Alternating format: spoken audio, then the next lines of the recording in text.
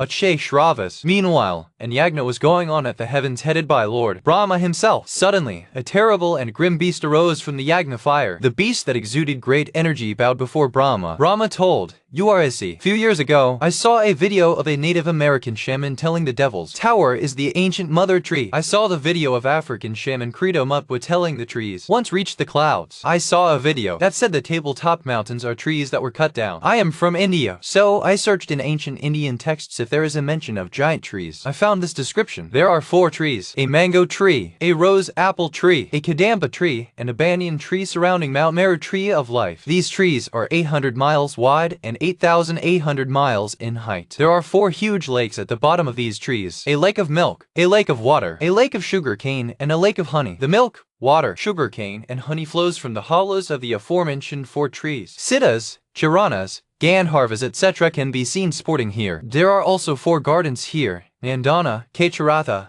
Vabrajaka, and Sarvatabhadra. There is a mountain named Mandara on the top of which there is a mango tree named Devakuta. The mangoes are like mountain peaks, and when they ripe and fall to the ground, a river of honey known as Aranota flows from these mangoes. Goddess Bhavani along with Yakshinis can be seen here. Thus, Satyavrata and Sakti set out for Ratnakuta. On the way, they saw an enormous tree in the middle of the ocean. Satyavrata said, "It is some type of banyan tree. There is a giant whirlpool at its bottom." Suddenly, strong winds began to blow, and the ship began to drift toward the tree. Satyavrata said, "We are doomed. The whirlpool will swallow us." Sakti said, "I am sorry I have to drag you into this." Satyavrata replied, "I am sorry I could not help you." The ship plunged into the whirlpool. Suddenly, Sakti leapt off the deck. He caught hold of a leaf, which was large and strong enough to hold his weight. Sakti began to wander around the tree trunks, which seemed like roads. When I read the description of fluids flowing out of the hollows of ancient giant trees, I looked at the picture of the tabletop mountain below and imagined it to be a tree reaching the clouds. The Tepui waterfalls on the mountain will be like water flowing out of its hollows. Didi bore the glorious sons called the Daityas Titans, my son. Long ago this treasure laid in earth, and all the seas and forests belonged to them. Sage Agastya to Shri Rama. Once upon a time, Daitya armies from all over the world started to gather in great anticipation. Earth was trembling, oceans were turbulent, tempests were brewing, trees were falling apart, and meteors were blazing through the skies. Daitya warriors roared as Lord Bali flew in on his flying horse, Ache Shravas. Meanwhile, an yagna was going on at the heavens headed by Lord Brahma himself. Suddenly, a terrible and grim beast arose from the yagna fire. The beast that exuded great energy bowed before Brahma. Brahma told, "You are Isi. You shall bring upon the destruction of the enemies of Devas." Hearing this, the creature turned into a flaming sword, which seemed like the token of end times. As the Devas looked on holding their breaths, Brahma gave the sword to Lord Shiva with the bull banner. There was a sudden eerie calm on earth. As the Daityas waited anxiously, a lightning struck and Deva armies came down like torrential rain.